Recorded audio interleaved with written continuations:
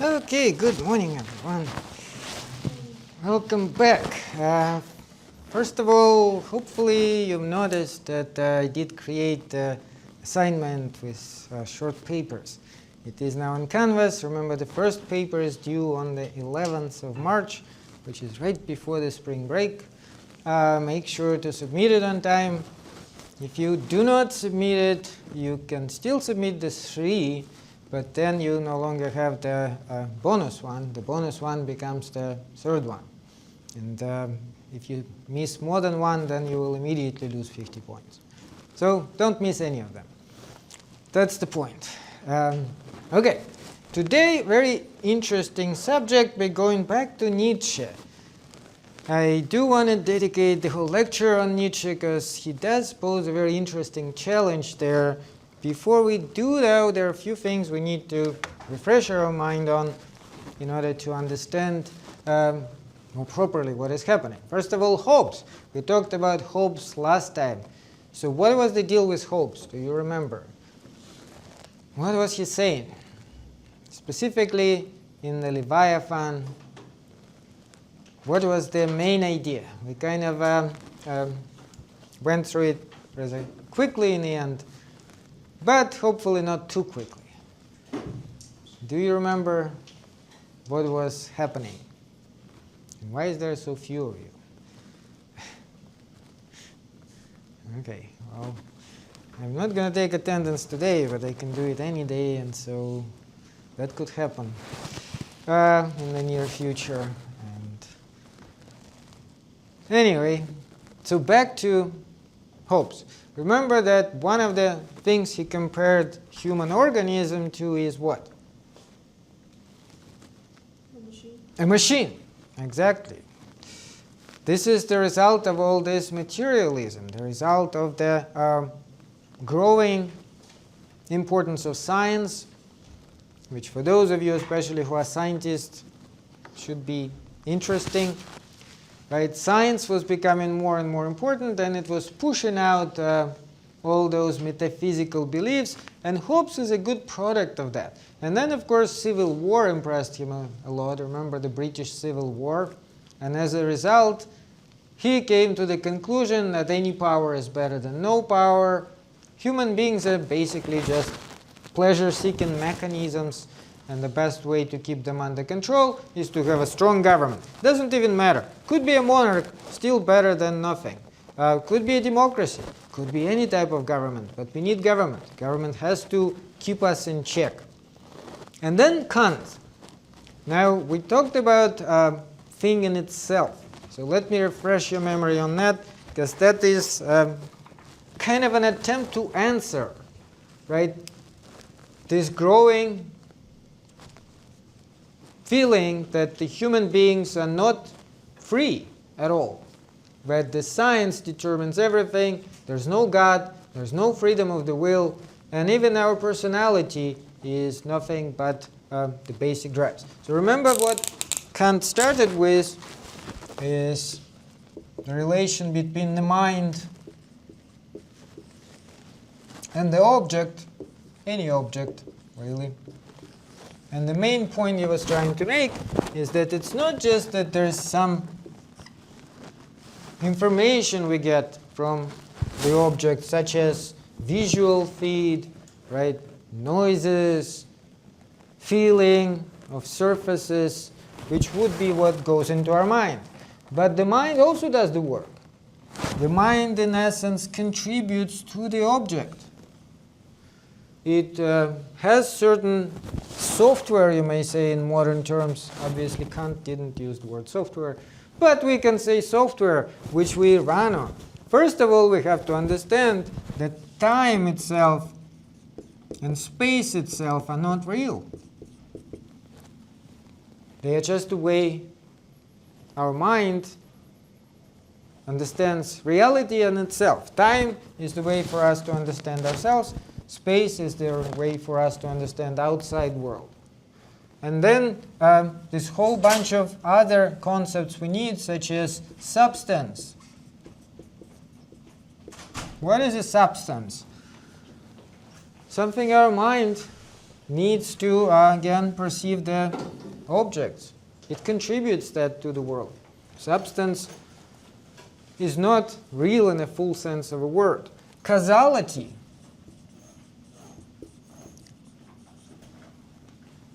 And even the way we understand ourselves, that I, we all have, that would be empirical I. However, if we remove all that, what will be left? What is the object as it is in itself? Now that would be what Kant called thing in itself.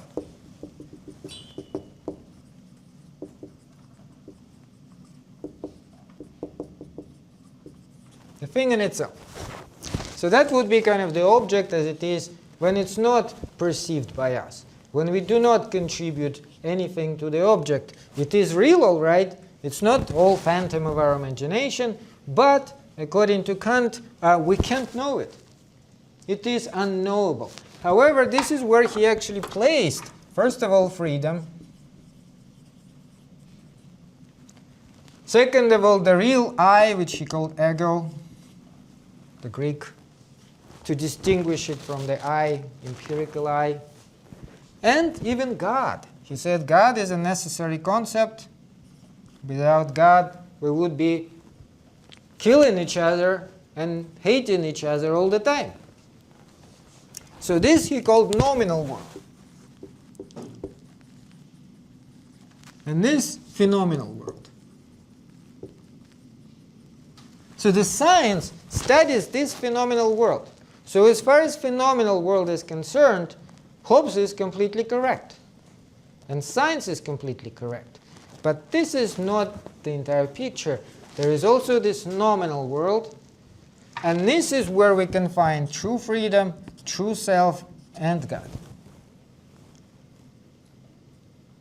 As you can see, that is kind of an attempt to save the entire idea. For example, human freedom. That's one of the most important for us in this class. Because if we have no freedom, if everything is causally determined, what's morality then? Think about it. We really are like machines. Can you blame the machine for doing what machine is being set up to do? No, it's stupid. It doesn't make any sense. But there seems to be something wrong about it. So this is Kant's solution. He said we can't know this stuff. It's absolutely unknowable. But we need these concepts. They are necessary for us to function normally. Otherwise, we will kill each other and just create a lot of horrible things. So then Nietzsche. Nietzsche is, of course, about 100 years after Kant. Kant's work was published in the 1780s, most of it. Nietzsche was only born in 1844. He started writing in the 1870s, so that would be roughly 100 years later. But he was also German, so of course he was familiar with Kant. Not so much through Kant himself. So let's refresh our memory on, first of all, the theory of perspectivism. What did he say is perspectivism? Do you remember perspectivism? Just as the word suggests. What is it?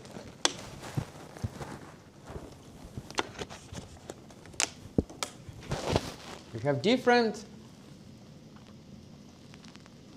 perspectives, and they can be more or less useful, but none of them are really true. There is no such thing as true. And by the way, the reading we did before and what we talked about before is mostly early Nietzsche. He actually wrote it as one of his first works he did, this On Truth and Lies in Extra-Moral Sense. Today we'll talk about his more developed theory towards the end of his life. So what does Nietzsche say his philosophy? Why does Nietzsche say his philosophy is like a hammer? What is he trying to destroy? Remember?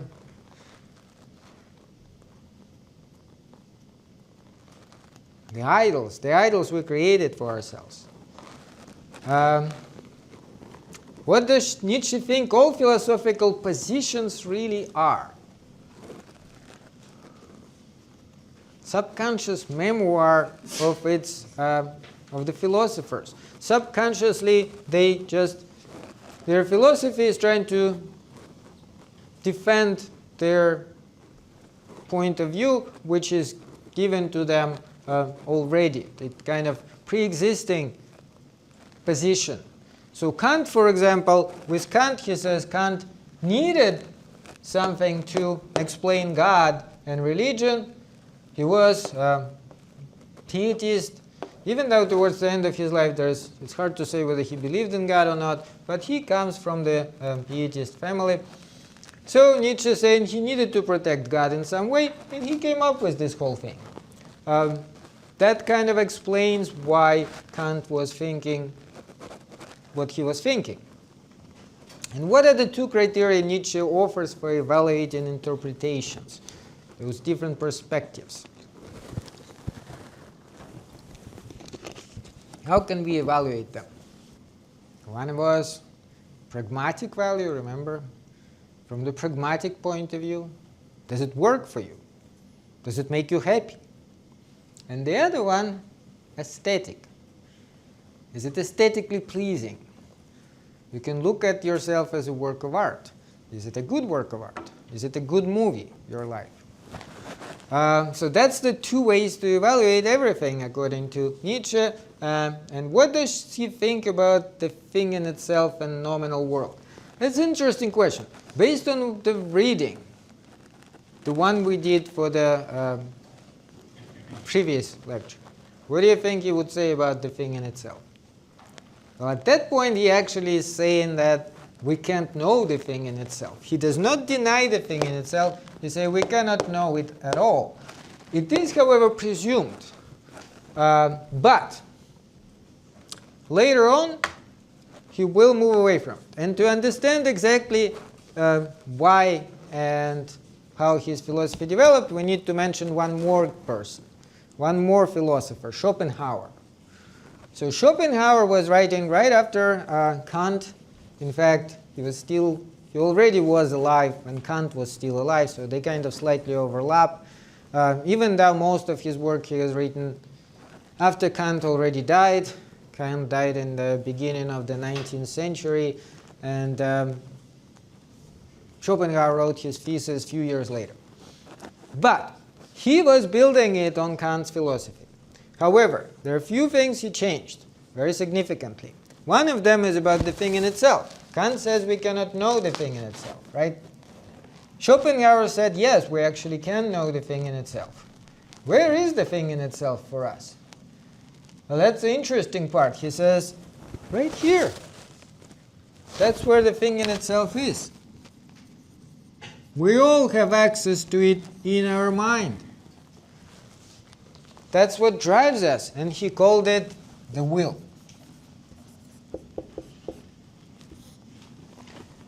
The will is something which really is beyond reality. It's beyond everything. It actually is present in stones, in sand, in animals, and it is present in us. And we know about it because the will drives us. The will tells us what to do. It punishes us when we don't do what the will wants us to do, and it gives us pleasure when we do what the will wants us to do. For example, the will wants us to have children. What does the will do to reward us?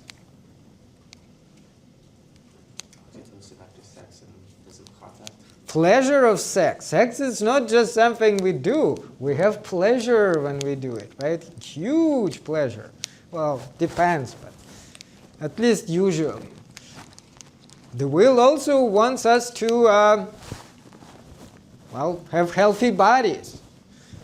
And again, if we hurt our body, we feel pain. Where does the pain come from? Well, that's the way the will works. If we do something the will doesn't like, such as hurt ourselves, the will sends us the message, don't do that, not good.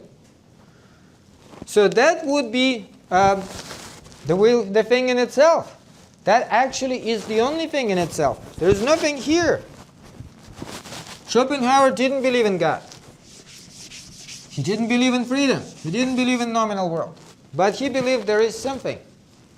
And that something is the will, and the will is beyond everything. The will is just like Kant was saying, outside of space and time, outside causality even. In fact, it's kind of hard to say how does it then communicate with us if it's not causing us to do anything. But you can just think of it as being behind everything in some sense.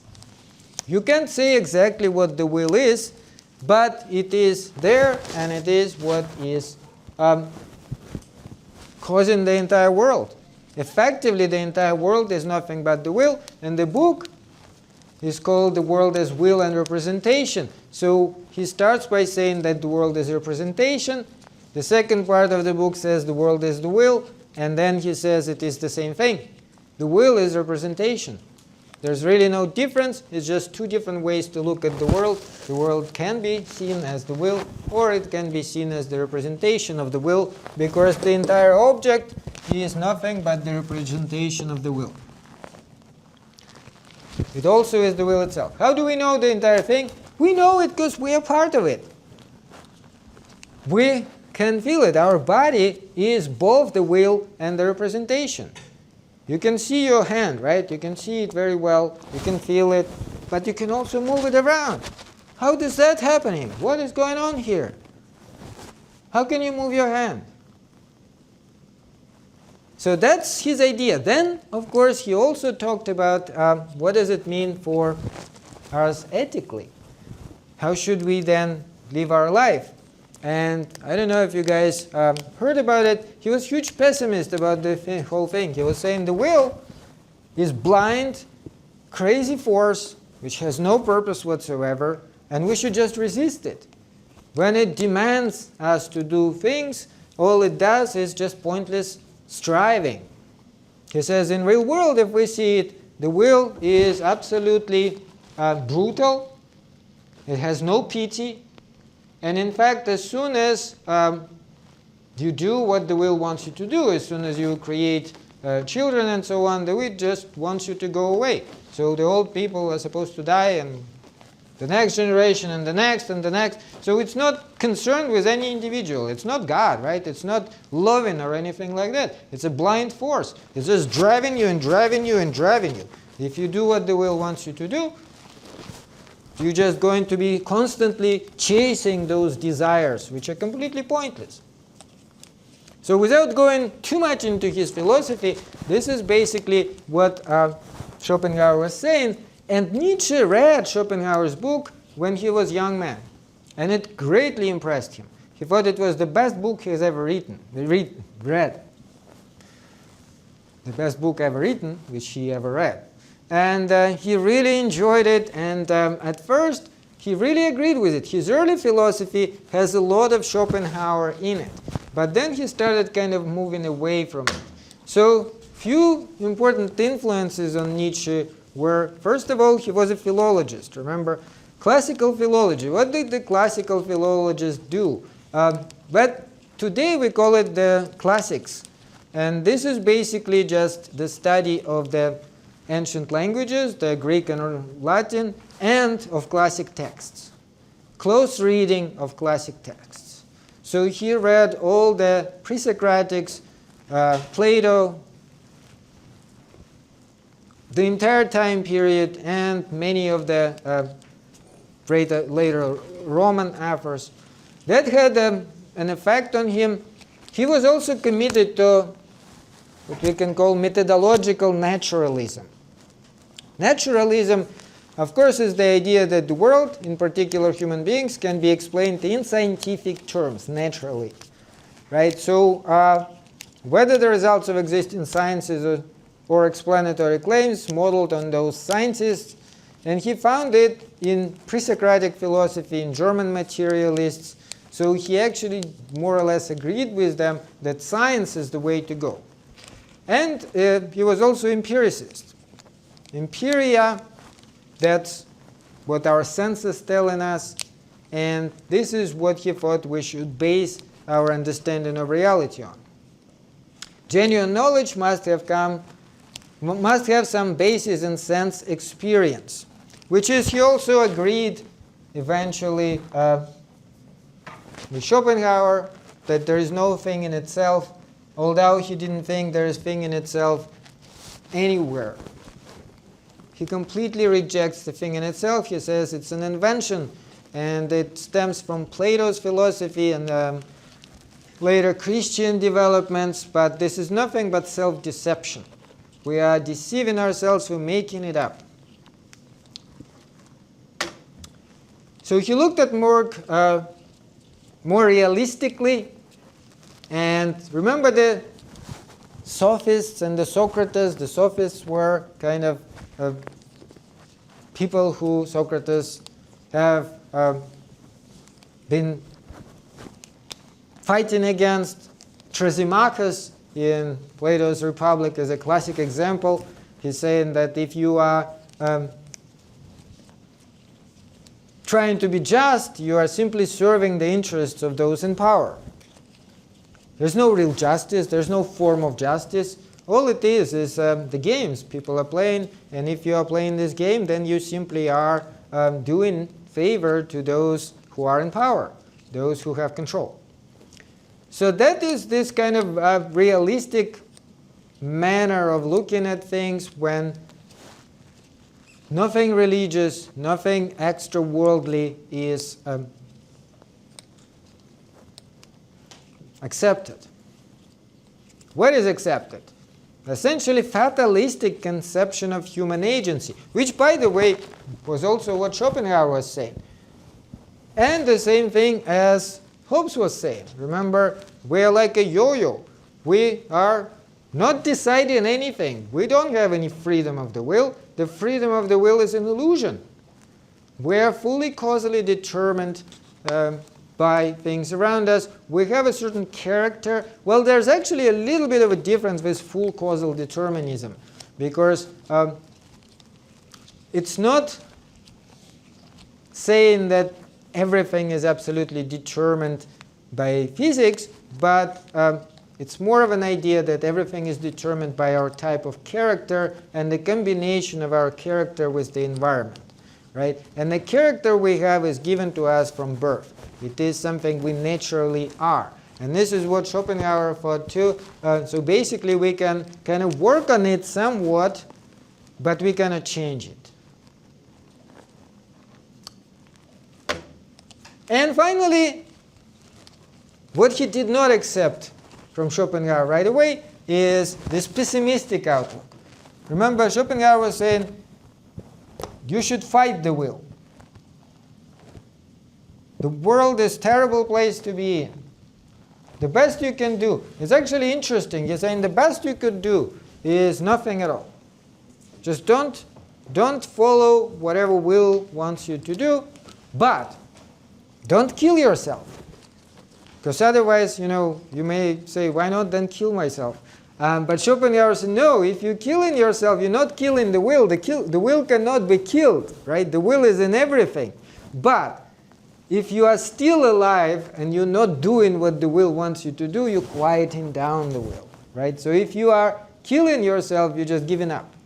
Don't give up, but quiet the will by not actually following what it wants you to do. Don't have any sex.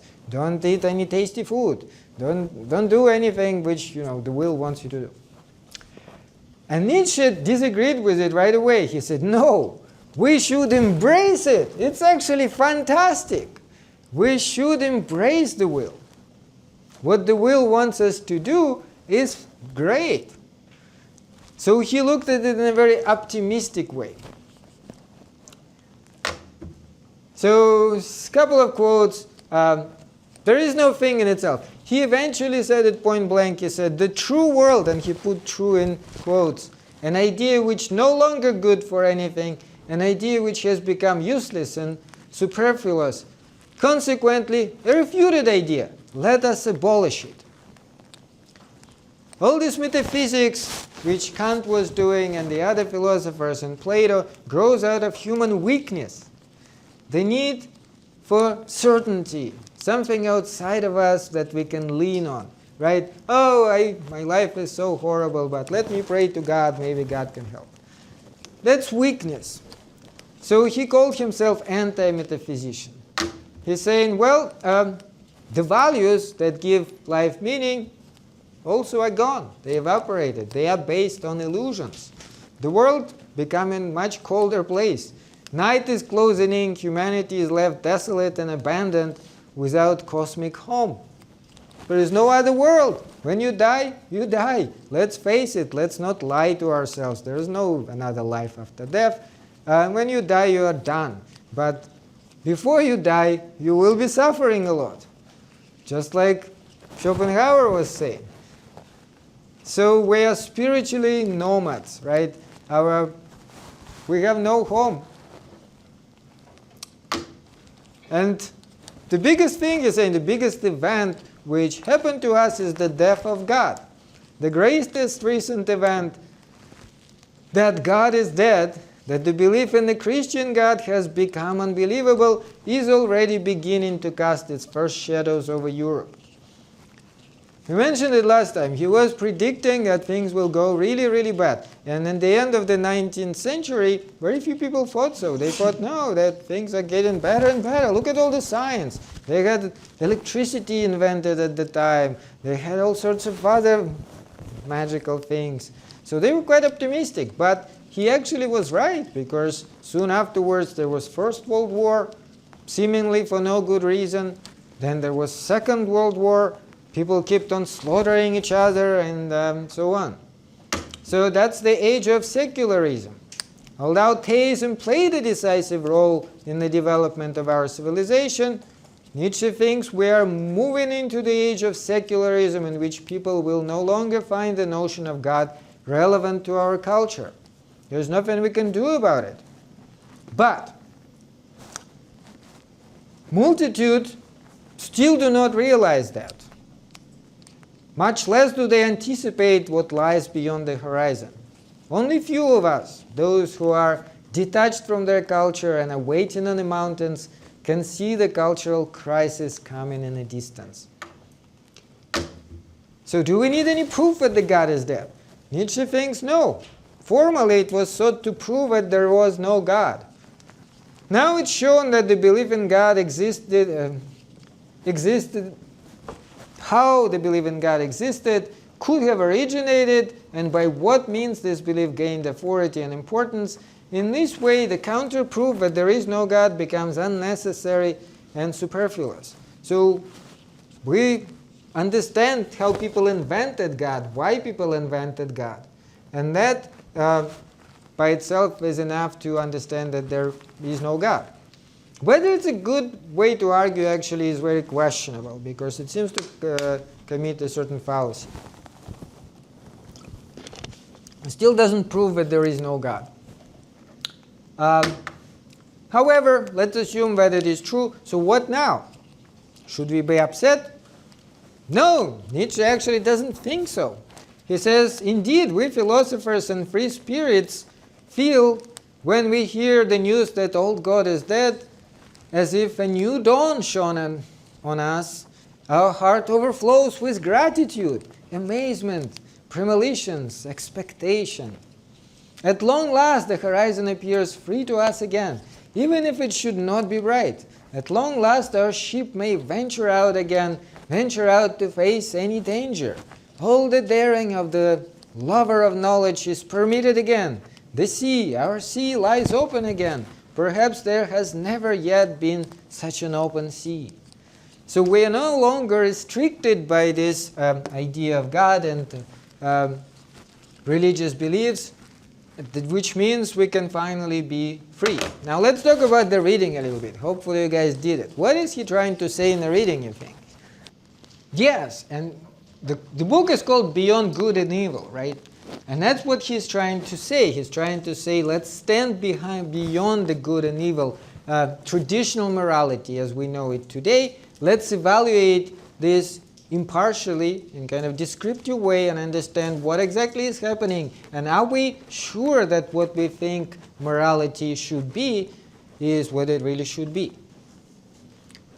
So indeed, he talks then about master morality and slave morality. You have to understand, in aristocrat, he doesn't mean the same, like traditional aristocracy, like the barons or something. He means in spiritual way, like people who are highest spirit, which doesn't necessarily, Well, it's more complicated than that. But he's trying to say that some people are stronger than others, more spiritually powerful than others, not physically necessarily powerful, but spiritually. And these people are better because not everybody is equal. That's the main, I guess, idea. Not everybody is equal.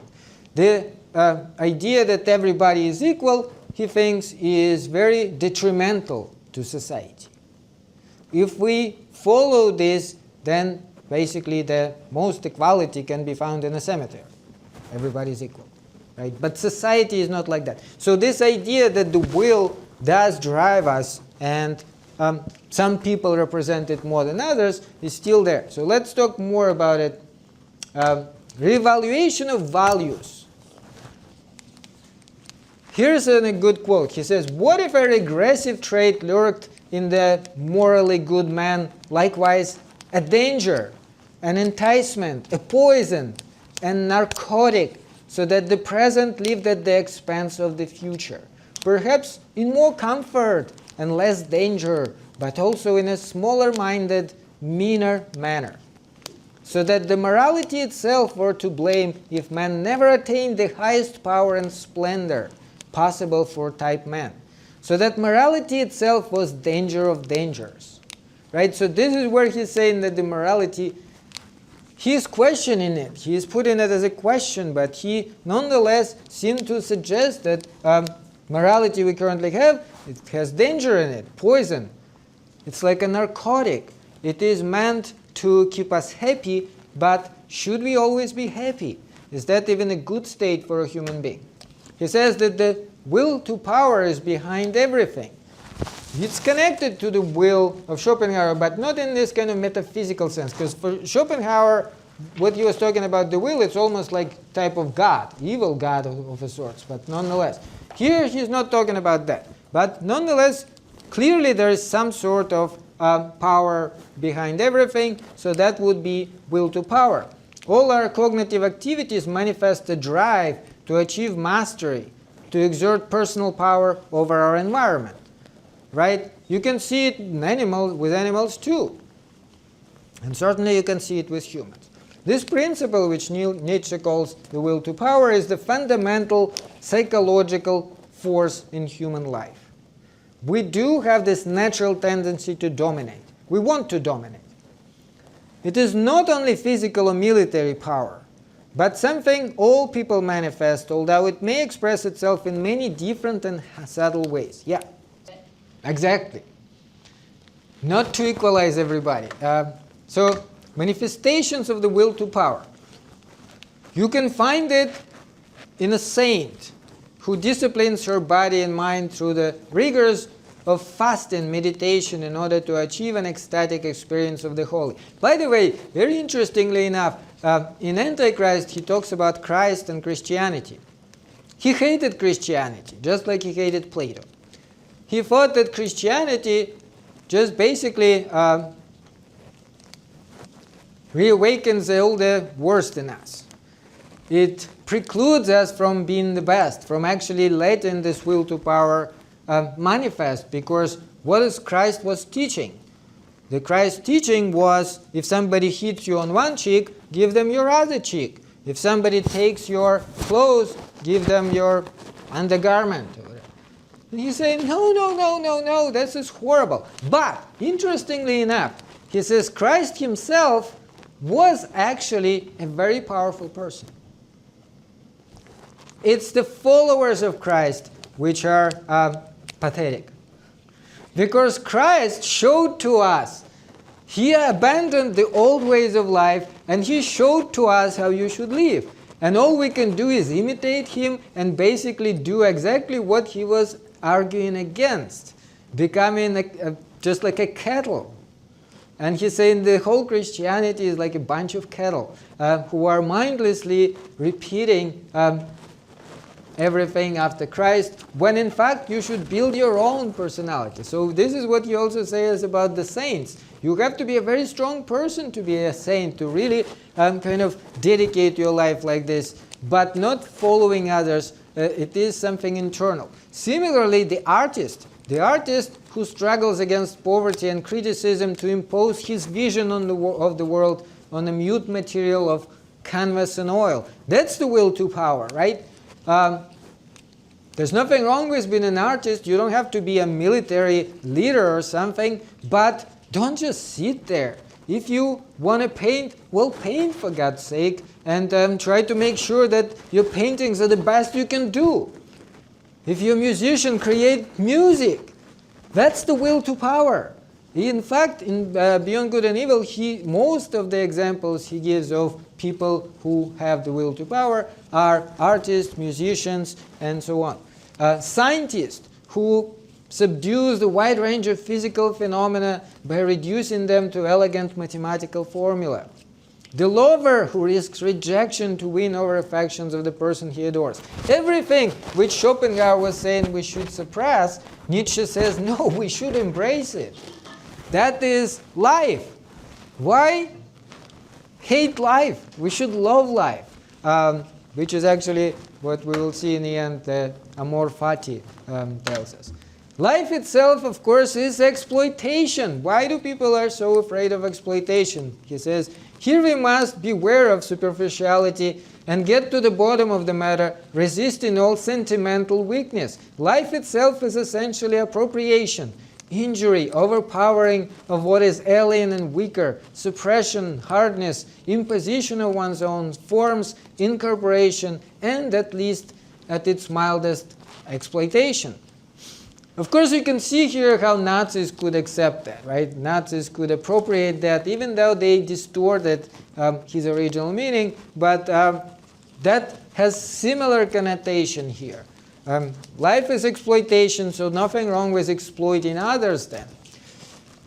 But Nietzsche is a lot more subtle than that. And yes, he does talk about master and slave morality. That was right there in the reading. So all morality is a manifestation of will to power. Make no mistake about it. There's no some sort of higher morality coming from God or something. People invent morality. But why do they invent morality? For their reasons. They have reasons. So there is master morality, which is driven by the will to power and revels in it. And there is also slave morality, which is also driven by the will to power, but attempts to deny this. Why? Because some people are too weak and they can't do any better than that. So let's look first at master morality. What did he mean by master morality? Refers to the values of psychologically powerful and strong-willed people. Again, not necessarily fighters or soldiers, could be artists or anybody else. You can always see somebody who has strong will. Nietzsche identifies these people as higher, more noble, aristocratic, or elite segment of society. So this is his meaning of the word aristocrat. Well, aristos in Greek just means the best. So aristocrat is the best people, right? So that is not necessarily anything like I said, like a baron or a count. It doesn't mean that at all. In fact, many of these people are very weak. They just happen to be born in the right family, right? So that is, of course, not his sense. So he tells us that we should create our own values. These adjectives do not refer to the actual social status of these people, aristocrats, but to their abilities as creative achievers, whether their accomplishments are in art, politics, philosophy, or war. They are moral legislators or commanders in the sense that they determine their own values and are never at the mercy of their approval of others. We did not talk about Heraclitus. He adored Heraclitus. Heraclitus was one of the pre-Socratic Greek philosophers, and one of the things he said, one of his most striking quote, goes kind of like this: the war is the father of all and the king of all. Some it makes masters, and others it makes slaves. Some it makes free, and others it makes slaves. So that's basically the idea which he also agreed with. The war, not in the literal sense, not necessarily military war, but the war in a sense of constant struggle, which we all have, is the master of all and the king of all. It's always there. No matter what you do, you cannot escape it until you are dead. When you're dead, yeah, you're out of this game. But while you're alive, you are in this game, and that is a good thing. This is what life is. So embrace it. Don't try to escape it. Moral legislators and commanders, in a sense that they determine their own values, never at the mercy of approval of others. My judgment is my judgment. So what is good for the strong? For such people, good refers to whatever leads to self-fulfillment and affirms one's sense of personal power. Thus, what they pronounce good are such values as nobility, strength, courage, power, and pride. Those were traditional Greek values in the time of Homer. Homer, Hesiod, the warrior values. Nietzsche, remember he was a classicist, he did read Homer and Hesiod in the original Greek, and he thought that when Socrates and especially Plato introduced this new morality, that was a step down. That started the decline of the classical Greek society. So to him, they were actually corruptors. They did indeed destroy the society by suggesting that there is higher good and higher justice somewhere in a parallel universe which we should just hope to achieve after we die. And he, of course, since he does not believe there is anything after we die, he doesn't believe that we should ever think about it in this way. What is bad for the strong? It's determined by relative to the good. There's no sin. There's no such thing as the sin. Bad designates what is contemptible, common, banal, pathetic, cowardly, timid, petty, and humble. In short, it's anything that restricts growth or accomplishment and everything born of weakness. So that would be what is bad for the strong. Now, at the same time, there's a slave morality. Slave morality is the morality that appeals to those who are downtrodden, uncertain of themselves, weak-willed. Lacking the power to be creatively assertive, they have no values of their own. Their values arise out of fearful, resentful reaction to the values of the strong. Since the weak lack the psychological resources of the noble person, they turn the table and make the latter's strength into vices. So they basically try to incite guilt in the strong people by telling them, oh no, you should be humble, you should be kinder to others, and so on. Slave morality is a sour grapes morality, a way of getting even. In an aphorism, Nietzsche sums up the hidden motive behind the most traditional morality. I don't like him. Why? I'm not equal to him. So basically, this sour grape morality, right? This person is so strong and successful. I hate him. And let me just try to somehow find a way and undermine him, perhaps through inventing my own morality. That's a hidden desire for power too. Behind the gentle facade of slave morality really lies a desire for power. For example, these types comfort themselves with the notion of the meek shall inherit the earth. Well, we could imagine Nietzsche answering to this, maybe so, but they will not be creative artists, leaders, philosophers, or even great lovers. So let's look at the other parts. He does think the majority of people are slaves. So slaves do have the numbers. Despite their mediocrity, the slaves have the strength of numbers, and through this, they have been able to dominate the culture, leaving the master morality to be lived out by isolated individuals and social outcasts. For example, slave morality took root among oppressed people such as ancient Jews and early Christians. Motivated by resentment, they made their weakness a virtue and viewed everyone who was powerful as evil. Then that's a good quote from Zarathustra about the last man. Let me read it, because it actually quite powerfully describes this situation. He says, "Alas, the time of the most despicable man is coming. He that is no longer able to despise himself. Behold, I show you the last man. What is love? What is creation? What is longing? What is a star?" Thus asks the last man, and he blinks. The earth has become small, and on it hopes the last man who makes everything small. "We have invented happiness," says the last man as they blink. "They have left the regions where it was hard to live, for one needs warmth. One still loves one's neighbor and rubs against him, for one needs warmth. No shepherd and one herd. Everybody wants the same. Everybody is the same. Whoever feels different goes voluntarily into the madhouse. Formerly, all the world was mad," says the most refined, and they blink. "One is clever and knows everything that has ever happened, so there is no end to derision.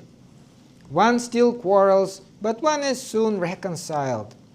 Else it might spoil the digestion.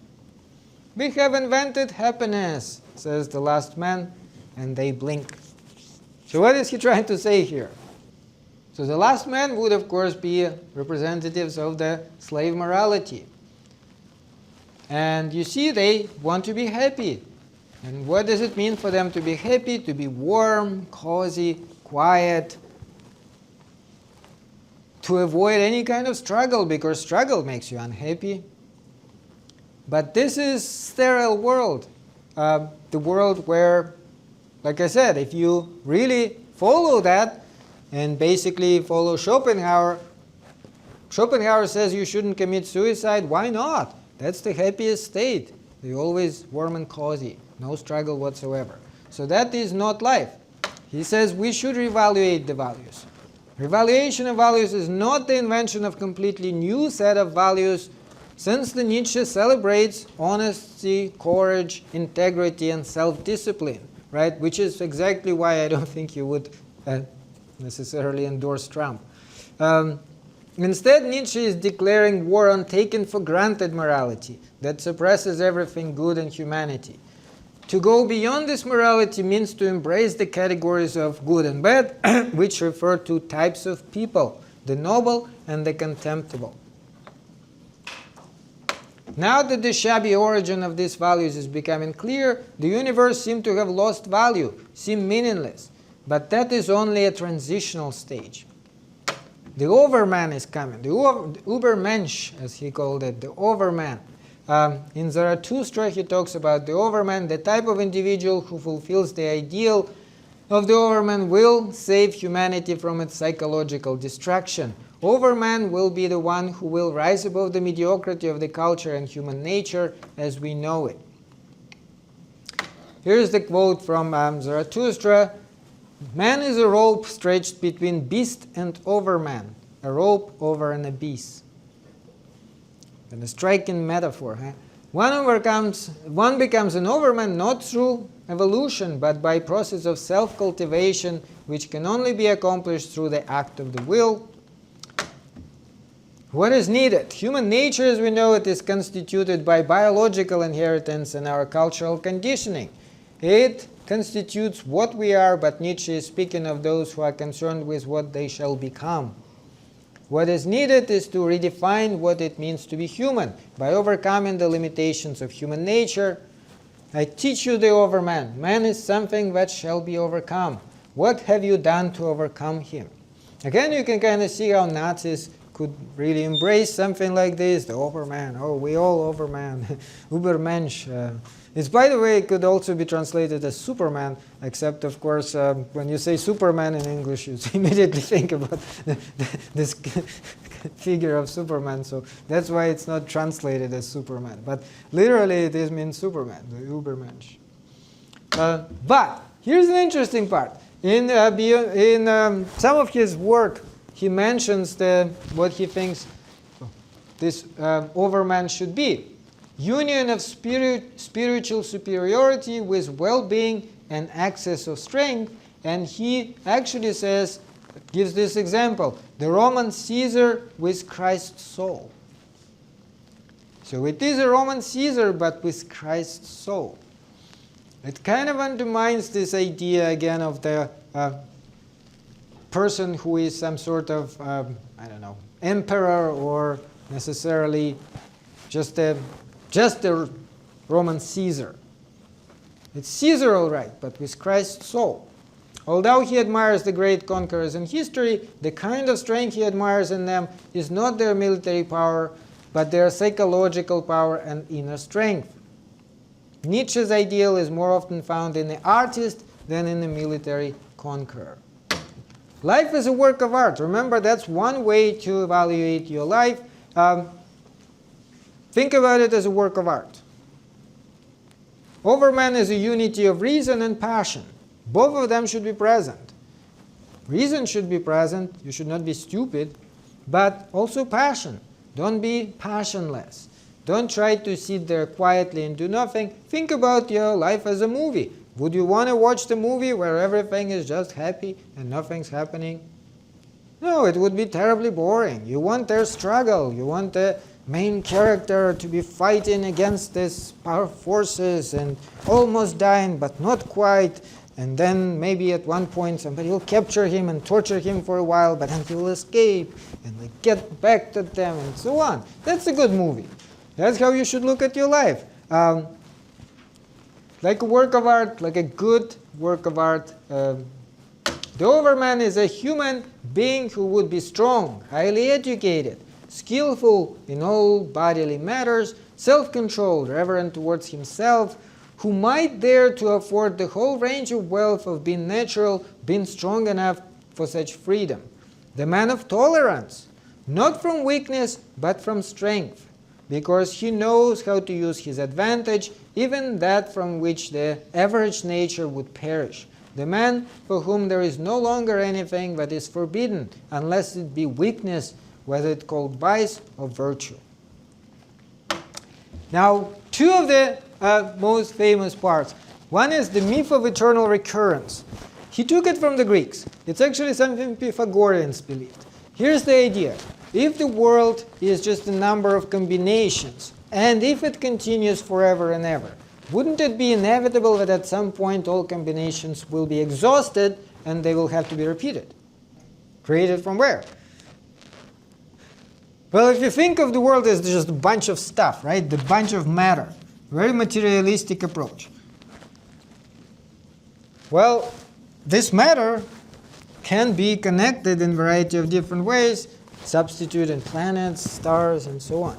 Then it kind of deteriorates, and again, but there's only so many combinations of matter which can be possible. And if the world is infinite, wouldn't it sooner or later then go back to one of the previous combinations?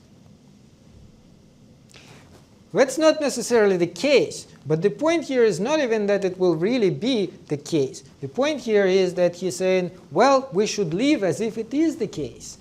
And that is the myth of eternal recurrence. This life, as you now live it and have lived it, you will have to live one more time and innumerable times more. And there will be nothing new in it, but every pain and every joy and every thought and sigh and everything unutterably small or great in your life will have to return to you, all in the same succession and sequence. And then he's saying, what would you say about that? How would you react to that? That's the most important thing. Can you embrace your life as it is? Suppose you really know that you will be repeating your life exactly the way it is. Would you be happy to repeat it?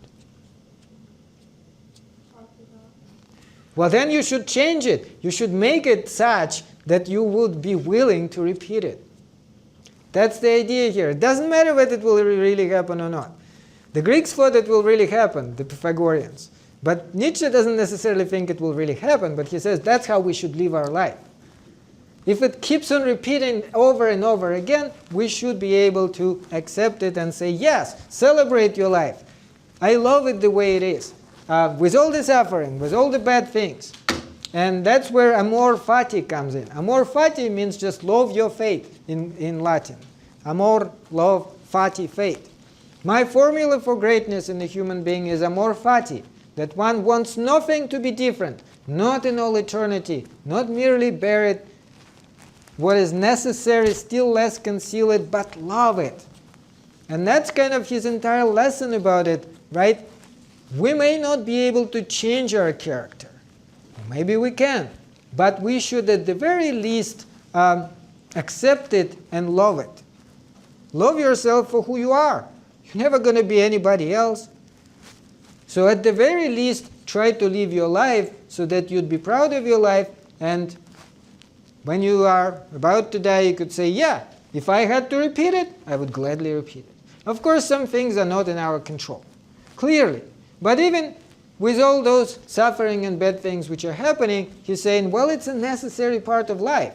Don't think of suffering as something necessarily bad.